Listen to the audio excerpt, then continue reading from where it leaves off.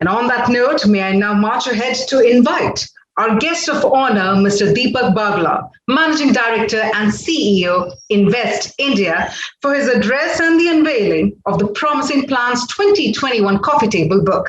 Now, before I invite Mr. Bagla to share a few words with you all, let me also take a minute to share a few words about him. Now, Mr. Deepak Bagla has a professional career of over 3 decades, starting with the World Bank in Washington, D.C. In 1989, he joined Citibank Global Corporate and Investment Banking team and held several responsibilities across Europe, Africa, Asia, and Australia. Mr. Bagla is currently Managing Director and CEO of Invest India, the national investment promotion and facilitation agency promoted by the Government of India. Invest India is also the execution agency of the Government of India's Startup Initiative. He was a special invitee to the Government of India's High-Level Committee on Financing Infrastructure, member of the Banking and Finance Committee of the Bureau of Indian Standards, and a member of the committee established by the government to recommend corporate governance norms for independent directors, 2006. So on that prolific note, ladies and gentlemen, and all of our attendees, please welcome Mr. Deepak Bagla. I must congratulate the Economic Times team and Machinist magazine for coming up with this very important initiative. You know, Promising Plants is, I would say, one of the key elements for us as we look forward to increasing our stake of manufacturing in the GDP. And more so when we are looking at the objective of reaching a $10 trillion economy by 2030, by the end of this decade, as has been set an objective and a name for us by the Honorable Prime Minister. And there is no way we can get to that $10 trillion figure, $10 trillion figure, unless and until we have efficiency and we have the best level of productivity which is coming out of our manufacturing plants in India.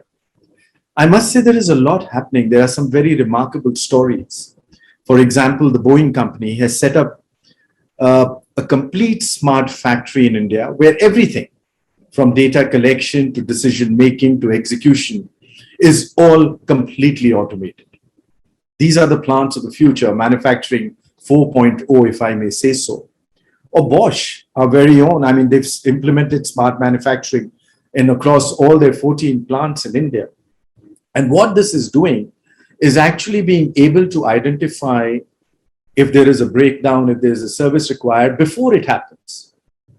So in that point of time, they minimize the manufacturing downtime, and obviously trying to increase the productivity and increase the efficiencies. And similarly, for example, General Electric, the only multimodal factory in India, has been set up by them. And it's very interesting because the entire supply chain is being now totally run through an automated system. And this is bringing about very significant levels of efficiencies in that entire plant operation process. I must also say that it's not just the big plants which are doing this. We're seeing a large number of MSMEs which are now adopting to smart ways of manufacturing and managing their plants and managing their businesses. Let me give you a recent report of Dun & Bradstreet. It says 82% of MSMEs said that they have digitized their daily operations during this pandemic. And this has helped in a cost reduction of over 54% for them. And it has enhanced their competitiveness by over 51%. Similarly, let me give you another survey by CRISIL. This is very interesting. So it says that online aggregators of marketplace have been one of the most fastest at adopting digitization of their channels, of the social media, etc. And it has increased for the micro enterprise especially, the adoption of digitization has increased from 29% to 47% during this pandemic. It's very interesting. Let me share with you yet another statistic. This is a study done by HP. And this is when they were doing a study of MSMEs in Asia. And they said 73% of the SMEs felt that they would survive the COVID downturn. And that is in India, while in Asia, that figure was 60%. So in India, the strength of our MSMEs, which is based on their smartness, their frugal innovation, their ability to pivot their business models, to be nimble, they have a much higher percentage of 73% as compared to the Asian average of 60%, where they feel they will be able to move ahead of this COVID downturn, just as in when this pandemic begins to leave us. And in another one, it says that 61% of these SMEs claim that their operations will be much better after they moved through the COVID. That means pre-COVID, they will be far better off. Post-COVID, 61% of them felt that. And let me end by giving you another study which was done by Cisco, another very interesting one. It says that SMEs are likely to add 158 to 200 odd billion to the country's GDP by 2024.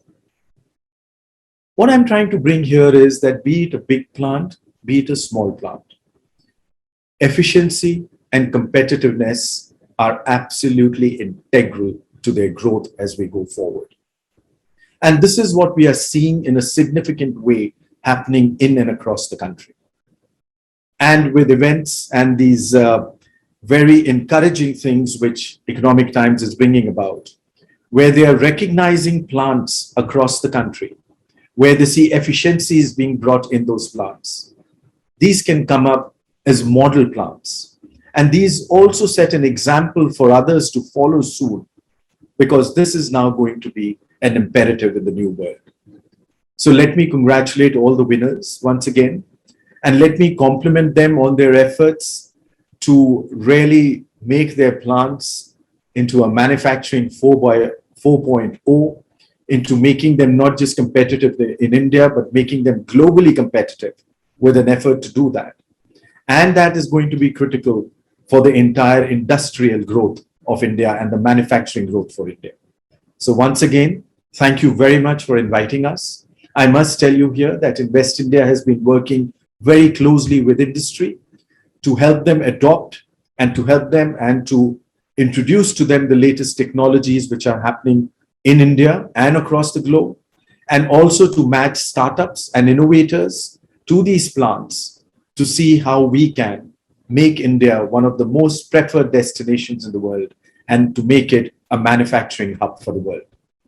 Thank you once again. And on behalf of Invest India, let me compliment the winners and thank Economic Times and the Machinist magazine for doing this and bringing this for all of us. Thank you again. Namaskar.